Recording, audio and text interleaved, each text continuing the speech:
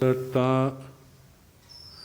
जीर्ण वयण जे करेंति भावेण अम्ला असंकलिठा ते हुंति परित संसारी। बोलिए भगवान महावीर पावन चरित गुरुदेव जी।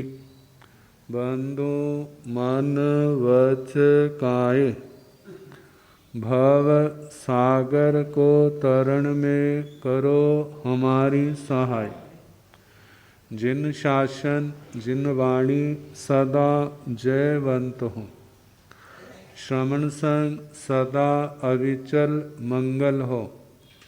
मुक्ति को प्राप्त श्रमण भगवान महावीर स्वामी, उनकी परम पावन कल्याणी भागवती वाणी वाचक प्रमुख श्री इंदर भूति गौतम आदि गणधर भगवंत, जोग प्रधानाचार्य परम पूज्य श्री सुधर्मा स्वामी जी महाराज, उनकी परम पावन पाठ परंपरा वर्तमान आचार्य ध्यान योगी परम पूज्य श्री शिव मुनि जी महाराज एवं गुरुजन सबके पावन चरण सरोजों में मेरा अनंत अनंत बार वंदना नमस्कार। उपस्थित धर्म प्रेमी सज्जनों, माताओं तथा बहनों, 9 तत्वों में पाप का वर्णन चल रहा है। प्राणातिपात, मृषावाद, अदत्तादान, मैथुन, परिग्रह, क्रोध, मान सुना चुके हैं। माया के संबंध में सुना चुके। माया सामान्य अर्थ इसका जो है किसी को धोखा देना, छल कपट करना। भगवान कहते हैं आप सोचते मैंने दूसरे को ठग लिया। कहते हैं आपने ठगा नहीं, आप ठगे गए हो। अपने भविष्य में ऐसी खाई बना ली है, आने वाले समय में आप उसको 1000 बार भी विश्वास क्यों ना दो, वो आपके ऊपर विश्वास नहीं करेगा। क्यों नहीं करेगा? क्योंकि आपने अपना विश्वास खो दिया। चाहे वो सच भी बोल रहा हो बाद में, फिर भी दूसरे को विश्वास नहीं बैठता। कहते हैं आत्मा की कीमत व्यक्ति के अच्छे आचार से होती है। अच्छा आचार है, दूसरा कीमत डाले या ना डाले उसका कोई फर्क नहीं पड़ता, लेकिन अपने अंदर तो है ना। कोई पारखी आएगा पहचान लेगा, यदि अंदर कुछ हुआ ही नहीं, मानो पारखी के हाथ में भी पहुंच गए तो क्या करेगा वो? जैसे सोनार के हाथ में खोट वाला सोना या खोटा सिक्का पहुंच जाए तो कहते ले जा इसको, ये किसी काम का नहीं। ऐसे ही जिसका अपना आचार अच्छा नहीं, व्यवहार अच्छा नहीं, कहीं चला जाए वो कूड़े कचरे के समान ही, उसकी कोई कीमत नहीं। कहते जे हमारे को मनुष्य जीवन मिला है, जितने खोट हमारे अंदर हैं इनको जानना, और जानने के बाद इनको आत्मा से निकालना है। यदि हमने जो खोट निकाल लिए तो हमारा जीवन सफल है। चलो सारे नहीं, आधे अधूरे भी हम खत्म कर देंगे तो हमारा जीवन निष्फल नहीं होगा। आए हैं कुछ लेके जा रहे हैं, कुछ काम किया है, और वो दोष जो हमारी आत्मा को दूषित करने वाले वो जो 18 पाप ही तो हैं। जैसे लोग अपने बही खाते को बड़े ध्यान से देखते हैं,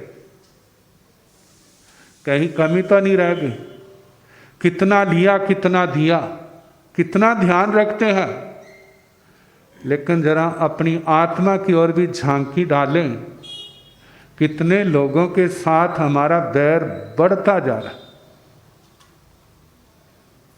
हम किसी का बुरा करें, बुरा सोचें, बुरा बोलें, वो कोई महात्मा नहीं है, आपको क्षमा कर देंगे। कहा वो क्षमा कर सकता है दूसरा, लेकिन हमारी आत्मा, हमारा कर्म हमारे को क्षमा नहीं करेगा। अब किसी ने मानो जहर खा लिया है, किसी को कह दिया, कहते कोई बात नहीं भाई, उसने तो कह दिया कोई बात नहीं, लेकिन जो अंदर पड़ा है वो तो नहीं कह सुनेगा। भाई तेरे से क्षमा मांगते, तूने अपना प्रभाव ना डालना, तो क्या वो जहर उसकी सुन लेगा? वो तो जड़ है, वो क्या सुनेगा? ऐसे कर्म किसी की सुनेगा नहीं। कहते किया है तो भोगना पड़ेगा, जा तो उसका प्रभाव खत्म करो। प्रभाव खत्म करने का यदि आपके पास मार्ग हुआ तो खत्म कर सकते हो, यदि नहीं हुआ तो ठोकरें खाते रहो। तो ऐसे जो पाप माया का, कहते माया के द्वारा आप क्या कुछ कमा लोगे। कितने भाई आते हैं ना, अपनी आत्मगाथा सुना देते, पुराने समय की बात है। किसी ने कहा महाराज मैंने किसी बच्चे को नकल लगवाई और उसके मैंने 50 रुपए लिए। कितने लिए? 50 रुपए लिए। कहते अगले दिन मैं स्कूटर से गिर गया और मेरी 150 रुपए की पैंट क्या हो गई, फट गई। क्या कमाया उसने? कहते उसके बाद कानों को हाथ लगाए, ऐसा काम नहीं करना। जो घटनाएं शिक्षा देती है ना, कहते सीखने वाला हो, प्रकृति कदम कदम पर शिक्षा दे रही। जिसने नहीं सीखना, जिसके अंदर योग्यता नहीं है, उसको कितना सिखाओ कोई उसके ऊपर असर नहीं पड़ेगा। हमारे अंदर योग्यता आएगी कैसे? जो किसी के आशीर्वाद से नहीं फलीभूत होगी। कोई आशीर्वाद देगा तो हमारा क्या, हमारे अंदर योग्यता आएगी। दो कारण है, जा तो ठोकरें खा के आएगी, दुनिया की ठोकरें खाएगा तो आएगी, या सत्संग में जाएगा, तपस्या करेगा, अच्छे लोगों के जीवन चरित्र सुनेगा तो कुछ समझ आएगी। लेकिन वो भी समझ तब आएगी, देखने को तो कितने लोग आप में से कह देते हैं महाराज सुनते सुनते सारी उम्र होगी, कोई फर्क तो पड़ा नहीं। बोलो बोलते नहीं बोलते? वही ढाक के 3 पाठ, ना 2 ना 4, वैसे के वैसे हैं। कहा हमने साधना नहीं की। जैसे संवत्सरी वाले दिन दृष्टांत सुनाया था ना, अपने आप को सुधारना है तो जैसे वो पानी साफ किया था उस मंत्री ने, हम शांत चित्त होकर के अपने जीवन की ऐसी व्यवस्था बनाए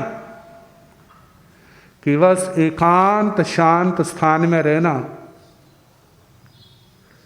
ना हिंसा करनी, ना झूठ बोलना, ना चोरी करनी, ब्रह्मचर्य का पालन करना, धन दौलत कुछ अपना नहीं, प्रपंच से पीछे हटना, किसी पर क्रोध नहीं करना, अभिमान नहीं करना, छल कपट नहीं करना, लोभ नहीं करना, लड़ना झगड़ना नहीं, मौन रहना, बस या तो शास्त्र पढ़ना, सत्संग सुनना।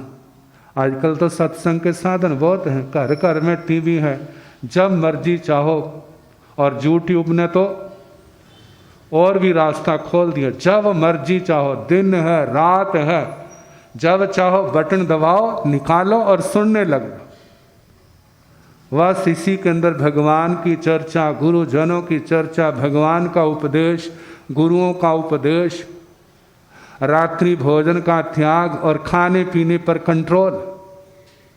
क्योंकि खाना पीना भी तो व्यक्ति के ऊपर प्रभाव डालता है। जब खाना पीना सादा होगा, बस बीमारों वाला खाना खाना। कौन सा? बीमारों वाला खाना। क्यों? क्योंकि वह तड़क भड़क वाला नहीं होता, उसके अंदर मसाले तेज नहीं होते, उसके अंदर नमक मिर्च वगैरह नहीं होता। वो क्या होता है? जितनी मर्यादा उससे कम होता है। क्योंकि यही तो उग्रता पैदा करते हैं। जब मिर्चें ज़्यादा खाएंगे तो क्या काम करेंगी? वो जलाएंगी। नमक ज़्यादा खाएंगे तो वह भी जहर का रूप। मीठा ज़्यादा खाएंगे तो वह भी क्या करेगा? खराब करेगा। कोई भी चीज़ बिल्कुल सादे हल्के जो जल्दी पच जाए। खिचड़ी है, दलिया है, दूध ले लिया, भारी चीज़ नहीं खानी। अब शरीर पर जोर नहीं पड़ता, बाहर के वातावरण से अपना संबंध कट गया। जब ऐसे और नवकार मंत्र पढ़ रहा है, कोई भी अपना इष्ट मंत्र पढ़ रहा है, और उस मंत्र पढ़ने के पीछे भावना क्या रखनी? संसार की डिमांड नहीं, कोई चाहना नहीं, बस मेरी आत्मा का शुद्धिकरण हो, मेरी आत्मा का शुद्धिकरण हो। चलो मेरे पाप कर्म ना कटे, मेरी बुद्धि निर्मल हो जाए। क्या हो जाए? मेरा दिमाग निर्मल हो जाए, ताकि मैं सच और झूठ की पहचान कर सकूं, और झूठ को छोड़ने की क्षमता आ जाए, गलत को छोड़ने की क्षमता आ जाए। जे भावना हो, और कोई चाहना नहीं। आप सैर सपाटे के लिए दिन निकाल लेते हैं, लेकिन साधना के लिए, जिसमें आत्मा की शुद्धि की बात हो, उसके लिए कितने दिन निकालते? कहते हैं जे वनवास जीवन में स्वयं स्वीकार करो। एक दिन का, पुराने जमाने में जो हमारी पौषध की साधना है, वह सारी किसका प्रतीक है? पौषध 24 घंटे का धर्म स्थान में जा, एकांत स्थान में जा करके, दुनिया से बिल्कुल अलग हो करके क्या करना? स्वाध्याय करना, जप करना, नवकार मंत्र है, लोगस का पाठ है, नमोत्थनम का पाठ है, उवसग हरंग का पाठ है, पुच्छी समणा है, भक्तामर स्तोत्र है, कल्याण मंदिर है, तीर्थंकर भगवंतों के, पांच परमेष्ठी भगवंतों की स्तवन है। उनको आप बार बार पढ़ो, और केवल एक लक्ष्य, मेरी आत्मा निर्मल हो, मेरे कर्मों के बंधन टूटे, मेरी आसक्ति खत्म हो, मेरे अंदर अनासक्त भाव आए, वैराग्य का भाव आए। क्योंकि जब तक आसक्ति हल्की नहीं होगी, वैराग्य बढ़ेगा नहीं, आत्मा के अंदर संतोष आएगा नहीं, आत्मा कहीं चला जाए इसको शांति नहीं मिलेगी। जब आसक्ति घटेगी, वैराग्य बढ़ेगा, आत्मा के अंदर संतोष आएगा, फिर आत्मा कहीं बैठे उसको शांति मिल जाएगी। तो कहा है कि माया, हे आत्मा किसके लिए करते हो? माया के द्वारा आप क्या पालोगे? लखपति बनोगे, करोड़पति बनोगे, अरबपति बनोगे। लेकिन याद रखना, यदि आपने न्याय नीति से माया अपने घर में लाए हो, तब तो वो आपको फलीभूत होगी, फलदायी होगी, नहीं तो तुम्हारा सब कुछ खत्म कर देगी। क्योंकि पाप जहर से कम नहीं होता, उससे ज्यादा होता है। अन्याय से, गलत तरीके से पैसा तो आ गया, लेकिन वो माया अकेली नहीं आएगी, उसके साथ में व्यसन आ जाएंगे। जब व्यसन आ गया, क्योंकि जीवन आराम प्रधान हो गया, जब आराम प्रधान हो गया कमाई की चिंता नहीं, अब किसी को नशे की आदत पड़ जाएगी, कोई जुए में चला जाएगा, कोई वेश्यावृत्ति में चला जाएगा, लंपट हो जाएगा, सारे का सारा क्या हो जाएगा, खत्म हो जाएगा। तो क्या मिला? जे जीवन भी गया और अगले जीवन भी गए। कहते सदाचार, सरलता, संतोष, भगवान का मार्ग, गुरुओं का मार्ग, इस पर चलना कठिन हो सकता है, लेकिन इसका परिणाम क्या होगा? वह मधुर होगा, वो शांति वाला होगा। तो भगवान कहते हैं जे माया, इसको समझे और इससे अपने आप को बचाएंगे तो सफलता है जीवन की। सोचो, जब माया के द्वारा कमाएंगे वो तो बच्चे संभाल लेंगे, लेकिन माया के द्वारा जो पाप संभाला है उसको कौन संभालेगा? जो पाप बांधा उसको कौन लेगा? संसार में कई बार देखने में आ जाता है, जहां कई माँ बाप का ऋण लेना है ना, तो उसके लिए तो झगड़ेंगे, जे मैं लूंगा, लेकिन जो उनका कर्ज है उसको कौन संभालेगा? उसका फिर वैसे ही होता है, जिस समय माँ बाप की प्रॉपर्टी बंट जाती है ना, जब बंट जाती है तो उसके बाद क्या होता है? माँ किसके हिस्से जाएगी, बाप किसके हिस्से जाएगा, दोनों का बंटवारा हो जाएगा। गुरुजी महाराज एक दृष्टांत सुनाया करते थे। कहते एक बुजुर्ग था, 4 उसके बेटे थे, घर में कोई कमी नहीं थी, सरल था, भद्र था, और उसने क्या किया? वो सोचता है आज भी बच्चों का है, कल भी किसका है? बच्चों का है। तो बाद में जो लड़ेंगे तो जीते जी मैं क्या कर जाऊं? इनको सौंप जाऊं। और उसने संपत्ति के क्या कर दिए? 4 हिस्से कर दिए, चारों बेटों को सौंप दिया। बिल्कुल हिसाब ठीक किया। अब उसने तो बांट दिया, अपने पास कुछ रखा नहीं। कल को बेटियां आती हैं और बेटों की मुंह की ओर देखता है, बहुओं की मुंह की ओर देखता है, अरे मैं इनको क्या दूं? अब वो सोचते हैं हमें कौन सा ज़्यादा दिया, हमें कौन सा ज़्यादा दिया। और बेचारी बेटियां मिलकर के चली जाती खाली हाथ, और उस बाबे को बड़ा दुख होता। अब वो सोचता कहीं मैंने गलती की। फिर उसके बाद बाबा भी भारी लगने लग पड़ा, समय पर खाना नहीं, पीना नहीं, ध्यान नहीं रखना, कपड़े का ध्यान नहीं, काफी समय तक सहता रहा। कहते बोलो तो घर की इज्जत है, क्या जाएगी? घर की इज्जत जाएगी। कहते मन का दुख, घर में कोई ऐसी घटना होती है तो किसी के आगे सुनाओ ना। कहते सहायता तो कोई नहीं करेगा, लेकिन मजाक सारे उड़ाएंगे, उपहास करेंगे, हंसेंगे। किसी समय उसका दोस्त आया, बड़ा प्यार था। तो जानते हैं जो चेहरा व्यक्ति के दिल का नक्शा बता देता है। जब उसने देखा, कहते भाई क्या बात है? कहते ठीक हूँ। कहते वो तो तेरी जवान से ही पता चल रहा है। क्या है? जब ठीक होता है तो जवान कैसी होती है, जब नहीं होता तो शब्द तो वही होते हैं ठीक हो, लेकिन अंदर की वेदना शब्दों के माध्यम से आ जाती है। कहते सच बोल, क्या बात है? कहते क्या कहूँ मैं?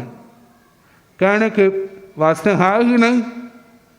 कहते फिर ये क्या है? आखिर उसने अपने दोस्त को दोस्त समझ के क्या कर दिया? बता दिया। उसने भी सुना, कहते इनके कमी तो कोई है नहीं, मन ही क्या हो गए, मन ही खराब हो गए। अब तेरे को कोई तरीका अपनाना होगा। कहते मेरे पास कुछ है ही नहीं। कहते हो तो मैं कर दूंगा। कह के चला गया और बाजार में गया। बहुत जैसे डब्बा होता है ना, बना लिया, ऊपर से सजा भी दिया। जब सजा दिया और उसके अंदर जैसे दान पात्र होते हैं ना, दान पात्र की पेटी, उसके अंदर सोने का पेंट, सोने के वर्क लगा करके पत्थर डाल दिया। कहते दे दिया उसको। कहते और कुछ नहीं करना, जब तेरा पोता पास से निकले ना, वह खड़का देना। अब रख दिया। अगले दिन बड़े बेटे का बेटा जब निकलने लगा तो उसने खड़का दिया। कहते बाबा जी ये क्या है? कहते चुप कर, ये तेरे वास्ते रखा हुआ है। किसके वास्ते? तेरे वास्ते रखा हुआ है। कहते ये धर्म नीति नहीं है, ये संसार की नीति है। अब एकदम भागा भागा माँ के पास गया। कहते बाबा ने मेरे पास से इतना सोना रखा हुआ है। कहते हाँ, हमने तो सोचा था बाबा ने सब कुछ बांट दिया। कहते डब्बे में रखा हुआ है। कहते अच्छा जल्दी जा, बाबा को पूछो क्या खाओगे। कहते आपके दांत टूट गए हैं तो सूजी का हलवा बना दो। क्या करूं? जा गरम गरम पूड़े बनाऊं। बाबा के कपड़े मैले हो रहे हैं। सब कुछ हो गया। दूसरे दिन जब दूसरे बेटे का बेटा गया है तो उसको क्या कर दिया? वो भी माँ के पास गया। कहते बाबा ने मेरे वास्ते इतना कुछ रखा हुआ है। अब वो भी क्या हो गई, ठिकाने पर आ गई। और तीसरे दिन, तीसरी और चौथे दिन अब बाबा जी क्या हो गए, बड़े खुश। बड़ी सेवा हो रही है। देखा जाए तो सेवा किसकी हो रही है? बाबे की हो रही है। जा माया की सेवा हो रही है। कहते दुनिया देखो कैसी है, छाया के पीछे भागने वाली। ऐसा जीवन नहीं बनाते कि छाया हमारे पीछे भागे। कुछ समय के बाद वही दोस्त आया। कहते भाई कैसे हो? कहते 7 जन्मों तक तेरे डेरे स्वर्गों में लगे रहे। लोग तो कहते मरने के बाद स्वर्ग मिलता है, मेरे तो जीते जी स्वर्ग आ गया है। कहते बस भेद बनाए रखना, नहीं तो पहले से भी ज्यादा दुर्गति होगी। अब क्या था, चल रहा है। अब देखा बाबे का टाइम आ रहा है। कौन सा? वही समय। कहने लगे बेटा देखो मेरा तो आगे टाइम अब अंतिम है। आप दोगे तो ठीक है, नहीं तो जो मैंने जमा रखा है ना, मैंने दान भी करना है, अपनी बेटियों को भी देना है और तुम्हें भी कुछ देना है। बोलो। कहने लगे बाबा जी उसको तो हाथ न लगाना। किसको बोला? एफडी है ना, उसको नहीं खुलवाना। कहते ठीक है, फलानी संस्था को इतना देना है, फलानी संस्था को इतना देना है। और वो क्या करें, बेटे बड़े उदार होके, और लोग बड़ी प्रशंसा कर रहे हैं। बच्चे हों तो कैसे हों? बच्चे हों तो ऐसे हों जो जो बाबा कहता जा रहा वही उसके ऊपर फूल चढ़ा रहे हैं। करते करते अब बेटियों का नंबर आया। कहते इसको इतना दे दो, इसको इतना दे दो, इसको इतना दे दो। वह भी क्या कर दिया उसने? दे दिया। अब एक दिन पुराना कोठा क्या हो गया, गिर गया। अब वो सोचते क्या करना है, अब हमने तो बुढ़ा करना है। बुढ़े का मतलब बड़ी शान से बाबा को भेजना है, क्योंकि पोतों वाला है, सारा भरा भरा परिवार है, सारे आगे और सबकी सेवा हो रही है। किसके दम पर सेवा हो रही है वाला? पहले तो बाबे को टाइम पर रोटी भी नहीं मिलती थी, और अब आने जाने वाले की खूब सेवा हो रही है। अब सोचते पेटी को संभाल के रखियो, कहीं बहनों की नज़र ना पड़ जाए, नहीं तो वह भी क्या करेंगे, हिस्सा मांगेंगे। आप कर दिया, सारे खुश, बहना भी चली गई, सारे चले गए। अब वो सोचते हैं क्या करें, और उस पेटी को खोले, किसी की नज़र ना पड़ जाए। जब उठाया, बोझ तो काफ़ी है, कितने किलो होगा भला, और 1 किलो की कितनी कीमत है। बड़े खुश हैं, चले गए अंदर, और जिस समय खोला देखते सारी आंखें फटी रह गई। अरे बाबा के पास इतना पैसा। जिस समय नोटबंदी हुई थी ना, उस समय जिन्होंने संभाल संभाल के पैसे रखे थे, अब घर वालों के सामने घर वालियों ने कहते अब तो इसकी कीमत ही नहीं रही, अब सामने रख दिए। अब बच्चे जिनको टाइम पर पूरे पैसे नहीं मिलते थे, वो भी कहने लगे हे भगवान, हम तो सोचते थे हमारे माता पिता गरीब हैं, और हमारे माँ बाप के पास कितना कुछ पड़ा है, हमें तो पता ही नहीं था। अब जिस समय देखा उन्होंने, कहते इतना सारा सोना बाबे ने रखा था, हमें तो पता ही नहीं था। लेकिन जैसे हाथ लगाया, सारे क्या हो गए, उतर गए। नीचे क्या पड़ा है, पत्थर, एकदम छाती पीटने लगे।